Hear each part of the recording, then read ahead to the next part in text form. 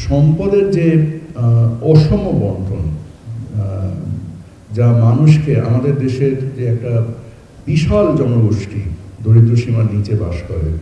আমি commerce adviser হিসেবে যখন টিসিবির বিভিন্ন প্রকল্প পরিদর্শন করতে বিভিন্ন প্রান্তিক অঞ্চলগুলোতে এবং প্রান্তিক জনগণের সাথে আমার সাক্ষাৎ হয়,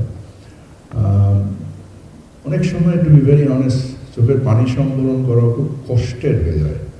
মানুষের জীবনযাত্রার ব্যয়, মানুষের যে সমাজের যে বৈষম্যকে দূর করার জন্যই এতগুলো মানুষ প্রাণ দিল এবং যে বৈষম্য এখানে রয়ে গিয়েছে, এর মূল উৎপাদন করতে গেলে আমাদের সম্পদের সুষম বন্টন অবশ্যম্ভাবী প্রয়োজন। এবং এর নিয়ামক হিসেবে আমাদের যে নৈতিক দায় এবং আমাদের যে ধর্মীয় দায় সমন্বিতভাবে যদি আমরা উৎখাপিত না হই, আমরা ডক্টর ইমরানের প্রেজেন্টেশনে দেখলাম যে গ্লোবাল পপুলেশনের 25% মুসলমান, জিডিপির 10% অবদান করে, দারিদ্র সীমায় প্রায় 40% লোক নিচে বাস করে।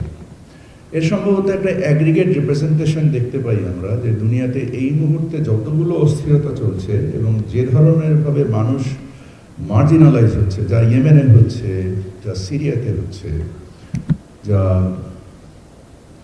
সর্বশেষ যেটা গাজাতে হচ্ছে, এই যে নৈতিক অবক্ষয় আমাদের ঘটেছে, আমরা সম্পূর্ণভাবে ডিনাইলের মধ্যে বাস করছি।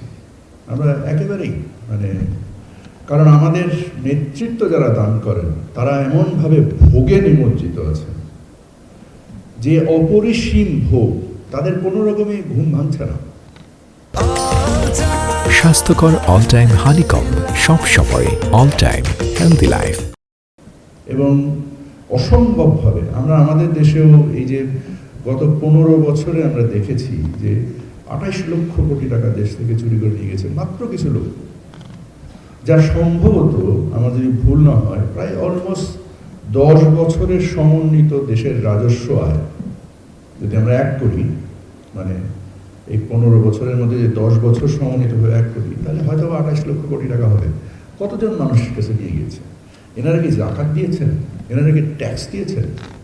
ওনাদের ট্যাক্স ফাইল কল করলে দেখবেন হয়তো বা মিনিমাম ট্যাক্স যেটা হয় সেই পরিমাণই ট্যাক্স দিয়েছেন। জাকাত দূরের কথা, মানুষের নৈতিকতার বিহীন যখনভাবে আমরা তৈরি হই, আমরা যখন আস্তে আস্তে যাই, তখন না ট্যাক্সের দায় বোধ করি, না জাকাতের দায় বোধ করি, না ধর্মীয় যে দায় আমাদের, না আমরা সেটা বোধ করি।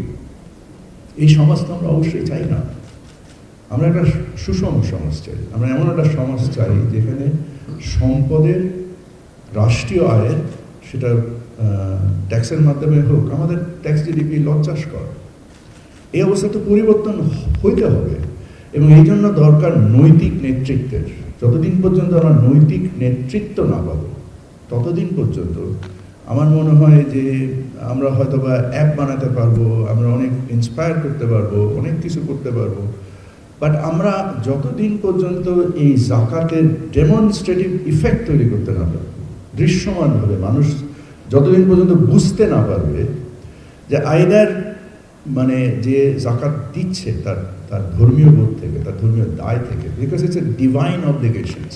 এই অব্লিগেশনস যদি আমরা মিট না করি এবং যে collective power to eradicate poverty, because we know জাকাত is nothing but a transfer instrument of poverty. এটা দারিদ্র বিমোচনের একটি হস্তান্তর প্রক্রিয়া। আমি যখন জাকাত দিলাম, আমি যাকে দিচ্ছি তার দারিদ্রকে আমি হস্তান্তর করলাম। এটা কোনো মাইক্রো ক্রেডিট না, এটা কোনো না।